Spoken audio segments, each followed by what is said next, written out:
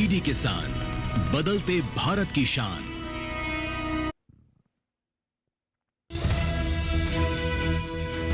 उत्तराखंड और हिमाचल के कुछ हिस्सों में सुबह के समय घने कोहरे की संभावना। अरुणाचल प्रदेश में कहीं कहीं वर्षा संभव।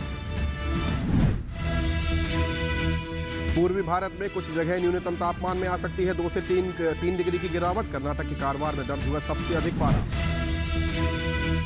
जम्मू कश्मीर में मटर और कोमल तने वाली फसलों को गिरने से बचाएं। पॉली हाउस में सब्जियां उगाना रहेगा उचित।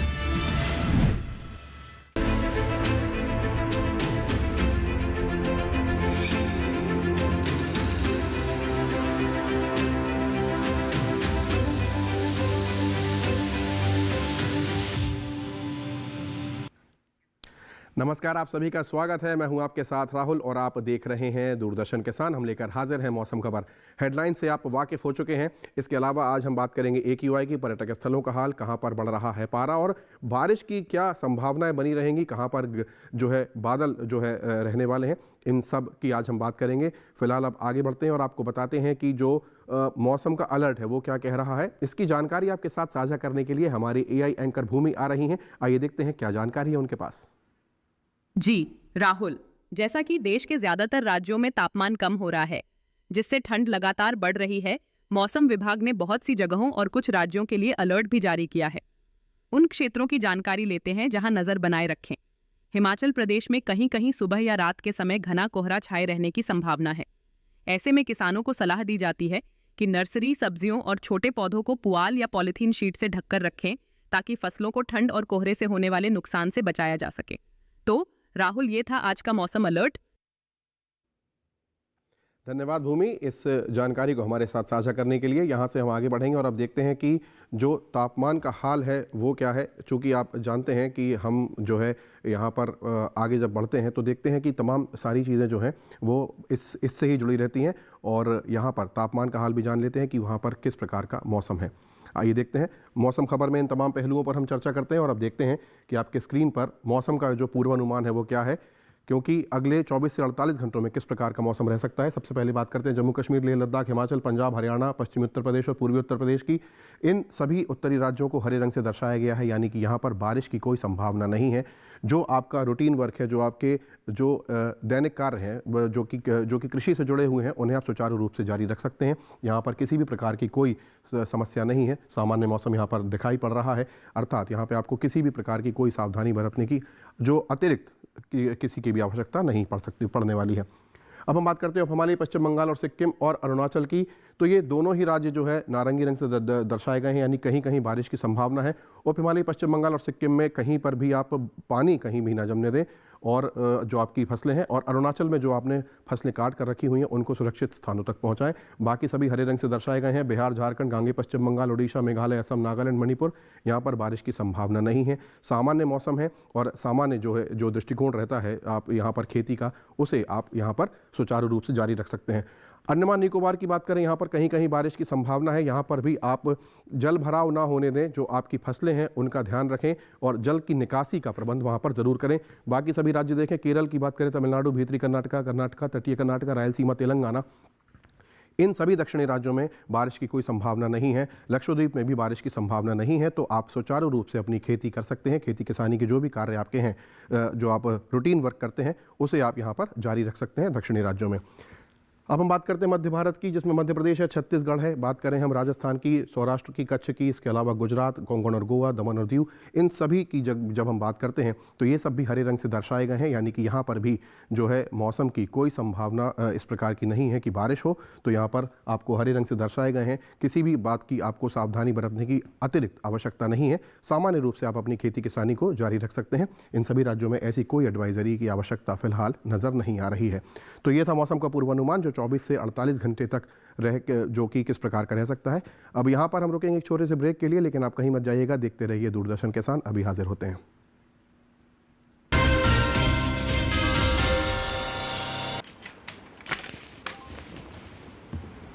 बोल बोल के थक गया। क्या हुआ? नया किड बैग चाहिए। तो पहले कैप्टन से बोलो, नहीं सुना तो मैनेजर से। करेक्ट। तो ऐसे ही पहले शिकायत बैंक से करें, 30 दिनों में जवाब या समाधान ना मिलने पर CMS पोर्टल पे शिकायत करें। तो पहले बैंक, फिर CMS पोर्टल, नहीं तो शिकायत होगी नामंजूर। चले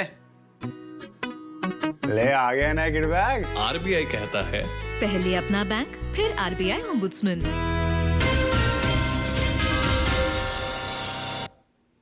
ब्रेक के बाद आप सभी का एक बार पुनः स्वागत है। आप देख रहे हैं मौसम खबर और अब हम बात करते हैं तापमान की। जैसा कि आप सभी जानते हैं सभी राज्यों में तापमान बढ़ने की संभावना नज़र आ रही है, लेकिन कहीं कहीं पर अप्रत्याशित रूप से मौसम में परिवर्तन जारी है।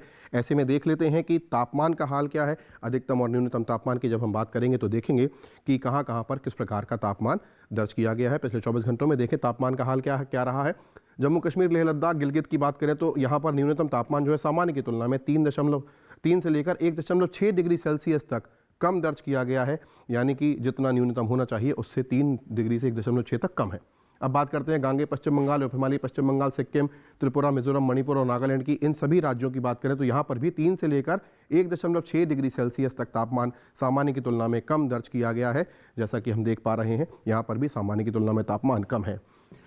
अब बात करते हैं छत्तीसगढ़ की और इसके अलावा देखें आप यहाँ पर पश्चिमी मध्य प्रदेश और पूर्वी राजस्थान का हिस्सा नज़र आ रहा है। यहाँ पर भी 3 से लेकर 1.6 डिग्री सेल्सियस तक तापमान कम दर्ज किया गया है। सामान्य की दृष्टि से यदि देखा जाए तो इन सभी राज्यों में इतना तापमान कम नज़र आ रहा है। अब बात करते हैं उत्तर प्रदेश के पूर्वी और पश्चिमी इलाके की, इसके साथ ही हरियाणा और राजधानी दिल्ली। यहाँ पर भी सामान्य की तुलना में 3 से लेकर 1.6 डिग्री सेल्सियस तक तापमान कम दर्ज किया गया है, जैसा कि हमने देखा।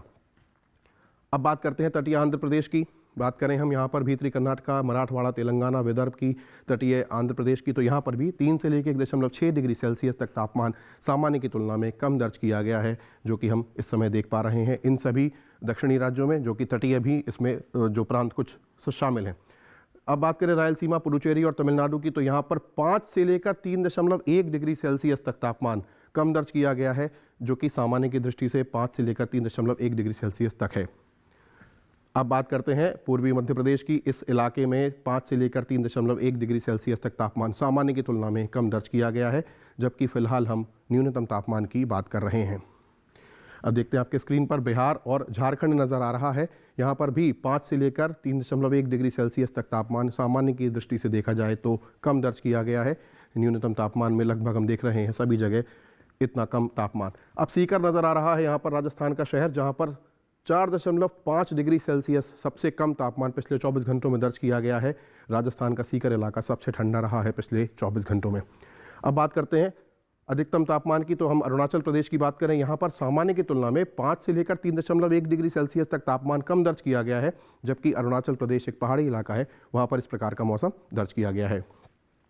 अब बात करते हैं कारवार दिखाई पड़ रहा है, यहाँ पर कर्नाटका का ये शहर है। सबसे ज़्यादा तापमान यहाँ पर दर्ज किया गया है 37.4 डिग्री सेल्सियस यहाँ पर पिछले 24 घंटों में दर्ज किया गया है, जो कि सबसे ज़्यादा है। और अब एक ग्राफिक के जरिए जान लेते हैं तमाम शहरों के तापमान का हाल, जिसमें अधिकतम और न्यूनतम तापमान शामिल है। आइए देखते हैं।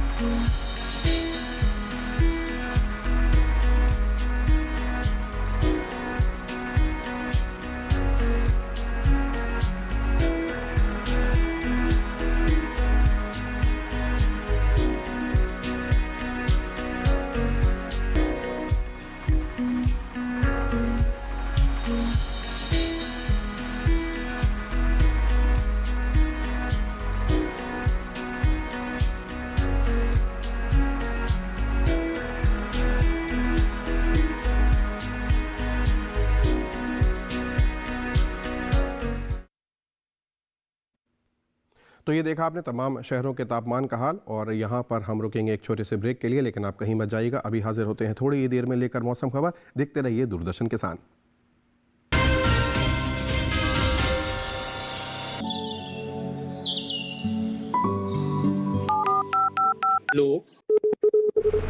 कार्यक्रम के पहले कॉलर जुड़ गए हैं। इस बीच हमारे पास कुछ ईमेल्स भी आए हैं। सवाल पूछिए अपना। में जो मकान पैदा करेंगे इनमें कौन सी सावधानी बरतनी है? गर्म इलाकों के लिए आप HRM 99 इनसे आप कुछ फल ले सकते हैं। जैस्मीन के पेड़ पे जैस्मीन फल निहार उसको पूरी खुली धूप चाहिए। फसल में कीट लगा हो, या कोई बीमारी, पशुपालन में हो कोई दिक्कत या चाहिए कोई जानकारी, फोन उठाइए, नंबर मिलाइए और कहें हेलो किसान। सोमवार, बुधवार और शुक्रवार शाम 6 से 7 बजे सिर्फ डीडी किसान पर।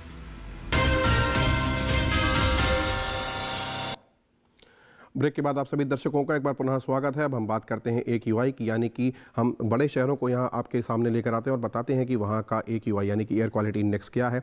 आपके साथ ये जानकारी साझा करने के लिए हमारी AI एंकर भूमि आ रही हैं। आइए देखते हैं AQI की जानकारी। जी राहुल, नजर डालते हैं देश के बड़े शहरों की वायु गुणवत्ता पर। अगर देश के बड़े शहरों की वायु गुणवत्ता पर नजर डालें तो दिल्ली में वायु गुणवत्ता सूचकांक 220 दर्ज किया गया, जो थोड़ी खराब श्रेणी में आता है। पुणे में वायु गुणवत्ता सूचकांक 164 रहा, जहां हवा औसत स्तर पर बनी हुई है। मुंबई की बात करें तो यहां वायु गुणवत्ता सूचकांक 118 दर्ज हुआ, जो औसत श्रेणी माना जाता है। वहीं कोलकाता में वायु गुणवत्ता सूचकांक 130 रहा और यहां भी हवा औसत स्तर पर है। बेंगलुरु में वायु गुणवत्ता सूचकांक 93 दर्ज किया गया, जो संतोषजनक श्रेणी में आता है। लखनऊ में वायु गुणवत्ता सूचकांक 91 रहा और यहां की हवा भी संतोषजनक बनी हुई है। पटना में वायु गुणवत्ता सूचकांक 103 दर्ज हुआ, जो औसत स्तर में आता है, जबकि हैदराबाद में वायु गुणवत्ता सूचकांक 97 रहा, जो संतोषजनक श्रेणी की सीमा पर है। वहीं अहमदाबाद में वायु गुणवत्ता सूचकांक 110 दर्ज किया गया, जो औसत श्रेणी में आता है। तो राहुल, ये था देश के प्रमुख शहरों का वायु गुणवत्ता का हाल। इन तमाम शहरों की वायु गुणवत्ता हमारे साथ साझा करने के लिए बहुत धन्यवाद भूमि। यहाँ से हम आगे बढ़ेंगे और अब आपको बताते हैं कि पर्यटन की दृष्टि से तमाम शहरों को हम जो यहाँ लेकर आते हैं उनके पर्यटन उन पर्यटक स्थलों का हाल किस प्रकार का है, यानी कि अगले 4 दिनों में वहाँ किस प्रकार का मौसम रह सकता है। पर्यटन की दृष्टि से आपको किन बातों का विशेष ध्यान रखना है, इसकी जानकारी हम आपके साथ साझा करने का प्रयास करेंगे। देखते हैं कि पर्यटन पूर्वानुमान क्या कह रहा है। सबसे पहले नज़र डालते हैं जम्मू कश्मीर के गुलमर्ग में, जिसे जाहिर सी बात है कि स्वर्ग कहा जाता है सैलानियों की दृष्टि से। देखें, शनिवार को मौसम साफ है, जबकि मंगलवार, रविवार और सोमवार को हल्की बदली है, जबकि मंगलवार को बर्फबारी की संभावना है। तापमान 6, 5, 3 तक जा सकता है पारा, जबकि न्यूनतम तापमान -9 तक जाने की संभावना है। तो जाहिर सी बात है कि गुलमर्ग में जो है अगले 4 दिनों तक बहुत ही शानदार मौसम रहने वाला है पर्यटन की दृष्टि से। यदि आप जा रहे हैं तो देखिएगा, बर्फबारी की भी वहाँ पर संभावना बनी हुई है, इस बात का विशेष ध्यान रखें। अब बात करते हैं हिमाचल प्रदेश के मनाली की, एक और ऐसा पर्यटक स्थल जो बहुत ज़्यादा सैलानियों की पसंद होता है। शनिवार और रविवार को हल्की जो है मौसम साफ है, जबकि सोमवार को हल्की बदली, जबकि मंगलवार को बारिश की संभावना प्रबल है। तापमान 14 डिग्री पर रहने वाला है, लेकिन उसके बाद 9 डिग्री तक पारा आ सकता है अधिकतम, जबकि न्यूनतम 0, 2 और 1 के आसपास रहने की संभावना है। तो बहुत ज़्यादा आपको वहाँ पर हिमाचल प्रदेश के मनाली में जाड़ा मिल सकता है अगले 4 दिन, शनिवार से मंगलवार के बीच। यदि आप वहाँ जा रहे हैं तो इस बात का ध्यान रखें। अगले शहर का रुख करते हैं। उत्तराखंड के मसूरी की बात करें तो शनिवार और रविवार को मौसम साफ है, धूप खिली हुई है, जबकि उसके बाद सोमवार और मंगलवार को हल्की बदली है। तापमान 18, 13 और 14 डिग्री तक पारा आ सकता है, यानी कि कुछ थोड़ा पारा बढ़ा हुआ है लेकिन कम हो जाएगा। और फिर न्यूनतम पर नज़र डालें तो 6 डिग्री पर नियत है, यानी कि मसूरी की वादियों में भी यदि आप जा रहे हैं अगले 4 दिन तो आपको सुहावना मौसम मिलने की प्रबल संभावना नज़र आ रही है। पर्यटन की दृष्टि से अगले 4 दिनों में वहाँ का मौसम इस प्रकार रह सकता है। अब हम बात करते हैं पंजाब के अमृतसर की। शनिवार को मौसम साफ है, जबकि रविवार और सोमवार को हल्की बदली और फिर मौसम साफ होने की संभावना नज़र आ रही है। तापमान 21-20 के आसपास रहने की संभावना अधिकतम, जबकि न्यूनतम पर नज़र डालें तो 7 से लेकर 10 के बीच में रहने की संभावना नज़र आ रही है। तो यदि आप स्वर्ण मंदिर जा रहे हैं मत्था टेकने तो इस बात का ध्यान रखें कि इस प्रकार का सुहावना मौसम आपको वहाँ मिल सकता है। थोड़ी उमस शायद आपको लगे, लेकिन फिर भी मौसम सुहावना रहने की प्रबल संभावना अगले 4 दिन यदि आप अमृतसर जा रहे हैं तो। अगले शहर का रुख करते हैं। ताज नगरी की बात करें तो शनिवार को जो है तेज़ हवाएं चलने की संभावना है, जबकि सोमवार और मंगलवार को धुंध छाई रह सकती है। तापमान 24 के आसपास अधिकतम, जबकि न्यूनतम 11-12 तक रह सकता है। इस प्रकार का अगले 4 दिनों का आगरा का तापमान शनिवार से लेकर मंगलवार तक। यदि आपकी अगले 4 दिनों में आगरा की कोई यात्रा है पर्यटन की दृष्टि से तो इस प्रकार का मौसम आपको वहाँ मिल सकता है। यदि आप ताज के दीदार करने जा रहे हैं तो इस बात का ध्यान रखें। अब बात करते हैं हम बिहार के गया की। तो शनिवार से लेकर मंगलवार तक चारों ही दिन मौसम साफ है, धूप खिली हुई नज़र आ रही है। तापमान 26 डिग्री पर नियत है अधिकतम, और न्यूनतम की बात करें तो 11-12 के आसपास रहने की संभावना है। इस प्रकार का मौसम वहाँ अगले 4 दिन गया में मिलने की संभावना है। यदि गया जी की यात्रा पर हैं आप तो मौसम साफ मिलेगा और 26 डिग्री तक अधिकतम पारा होगा। तो बहुत ज़्यादा गर्मी का प्रकोप नहीं है वहाँ पर और सुहावना मौसम आपको मिलने की संभावना है। अगले 4 दिन यदि आप जा रहे हैं तो इस प्रकार का मौसम पर्यटन की दृष्टि से वहाँ का पूर्वानुमान। अब हम बात करते हैं नागालैंड के कोहिमा की। शनिवार से लेकर मंगलवार तक चारों ही दिन मौसम साफ है, धूप खिली हुई नज़र आ रही है। 20 के आसपास पारा, 19 पर नियत है रविवार से अधिकतम तापमान है, जबकि न्यूनतम की बात करें तो 9 डिग्री पर पारा नियत है। यानी कि अगले 4 दिनों में अनुकूल मौसम पर्यटन की दृष्टि से वहाँ पर रहने वाला है। कोहिमा की यात्रा यदि आप कर रहे हैं शनिवार से लेकर मंगलवार के बीच तो इस प्रकार का संभावित मौसम आपको वहाँ मिल सकता है। तो इन तमाम शहरों में आप देख रहे हैं मौसम लगातार परिवर्तन बना हुआ है, लेकिन फिर भी सुहावना मौसम बना हुआ पर्यटन की दृष्टि से। तमिलनाडु के कन्याकुमारी की बात करें, इस दक्षिणी छोर पर यदि आप जाते हैं तो हल्की बदली है। चारों ही दिन की बात करें शनिवार से लेकर मंगलवार तक तापमान 33 डिग्री पर नियत है, जबकि न्यूनतम 25 डिग्री पर नियत बना हुआ है। तो यदि आप विवेकानंद जी की पृष्ठभूमि पर जा रहे हैं तो इस प्रकार का अगले 4 दिनों में आपको मौसम वहाँ पर मिल सकता है, जो कि इस कन्याकुमारी के कोस्टल एरिया में आपको मिल सकता है। हल्की बदली वहाँ छाई रहने की संभावना प्रबल है चारों ही दिन। अब बात करते हैं गुजरात के पोरबंदर की। शनिवार से लेकर मंगलवार तक यहाँ भी मौसम साफ है, धूप खिली रहने की संभावना चारों दिन। तापमान 31-32 के आसपास अधिकतम है, जबकि न्यूनतम पर नज़र डालें तो 14 से 16 के बीच रहने की संभावना है। यानी कि पर्यटन की दृष्टि से अनुकूल मौसम इसे कहा जा सकता है। पोरबंदर में कुछ इस प्रकार का मौसम अगले 4 दिनों तक रह सकता है। यदि आपकी यात्रा है तो इस बात का आप ध्यान रखें कि मौसम वहाँ पर सुहावना है और धूप खिली हुई रहने की संभावना प्रबल है, मौसम साफ रह सकता है। अगले शहर का रुख करते हैं, महाबलेश्वर की बात करते हैं। महाराष्ट्र का एक ऐसा शहर जो सैलानियों की दृष्टि से बहुत ज़्यादा महत्वपूर्ण है। शनिवार, सोमवार और मंगलवार को धूप खिली हुई है, मौसम साफ है, जबकि रविवार को धुंध छाई रह सकती है। वहाँ पर तापमान 23 से 25 के बीच अधिकतम रह सकता है और जो न्यूनतम तापमान है वो 12 से 16 के बीच रहने की संभावना यहाँ पर नज़र आ रही है। तो इस जगह पर यदि आप जा रहे हैं महाबलेश्वर तो अगले 4 दिनों में पर्यटन की दृष्टि से यहाँ पर भी आपको अनुकूल मौसम मिल सकता है। इन तमाम शहरों के पर्यटन की दृष्टि से जो वहाँ पर 4 दिन का तापमान था वो हमने आपके साथ साझा किया। और अब बात करते हैं खेती किसानी की। जैसा कि आप सभी जानते हैं, हम उत्तरी राज्यों की बात करें, विशेषकर जम्मू कश्मीर की बात करें, उत्तराखंड या हिमाचल की बात करें, तो कहीं कहीं बारिश हो रही है, कहीं तापमान अचानक से कम हो रहा है। यानी कि अस्थिरता मौसम में बनी हुई है, उसको किस प्रकार से आपको संभालना है, अपनी जो ऑनगोइंग आपकी जो यानी कि जो रूटीन एक आपकी खेती किसानी है वो उसमें जो वैज्ञानिक दृष्टिकोण है वो किस प्रकार से आपकी सहायता कर सकता है, इसकी जानकारी आपके साथ साझा करने के लिए हमारे AI एंकर कृष आ रहे हैं। आइए देखते हैं उनके पास क्या जानकारी है। जी राहुल, सही कहा आपने। अगर जम्मू कश्मीर की बात करें तो यहाँ के उप उष्णकटिबंधीय क्षेत्रों में इस समय आलू की फसल तैयार हो चुकी है। इसलिए किसान आलू की खुदाई का काम लगातार करते रहें। साथ ही खुदाई के बाद आलू को छांव में सुखाकर सुरक्षित जगह पर रखें। वहीं मध्यवर्ती क्षेत्रों में मटर की फसल खड़ी है। तेज हवाओं से मटर की बेलें गिर सकती हैं, इसलिए फसल को सहारा देना बहुत जरूरी है। इसलिए लकड़ी या बांस का सहारा जरूर दें ताकि पौधों को नुकसान न हो। घाटी वाले समशीतोष्ण क्षेत्रों में मटर, गेहूं और सरसों की फसलें खेतों में लगी हुई हैं। यहां जलभराव की समस्या से फसल खराब हो सकती है, इसलिए खेतों की सभी नालियों की साफ सफाई जरूर करें। पानी का सही निकास होने से जड़ों को सड़ने से बचाया जा सकता है। शीत मरुस्थलीय क्षेत्रों में जो किसान संरक्षित ढांचे यानी पॉली हाउस या ग्रीन हाउस में सब्जियां उगा रहे हैं, वे गांठ गोभी की कटाई सही समय पर करें। जब गांठ पूरी तरह विकसित हो जाए और आकार ठीक लगे तभी कटाई करें। हिमाचल प्रदेश के मध्य पहाड़ी इलाकों में मटर की फसल को गिरने से बचाने के लिए सहारा देना जरूरी है। खेतों में नमी बनाए रखने के लिए 5 से 10 सेंटीमीटर मोटी सूखी घास बिछा दें। इससे मिट्टी में नमी बनी रहेगी। ऊंचे पहाड़ी इलाकों में कमजोर पौधों को सहारा दें ताकि वे ठीक से बढ़ सकें। उत्तराखंड के भाबर और तराई इलाकों में चना, मसूर, सरसों, राई, गेहूं और जौ की फसलों में जरूरत के अनुसार सिंचाई करें। मटर की फसल ठंडी और सूखी रातों से जल्दी प्रभावित होती है, इसलिए समय समय पर हल्की सिंचाई करें। आलू की फसल में पछेती झुलसा रोग से बचाव के लिए मैनकोजेब 2.5 ग्राम प्रति लीटर पानी में मिलाकर छिड़काव करें। उप आर्द्र उपोष्ण इलाकों में फिलहाल सिंचाई से बचें।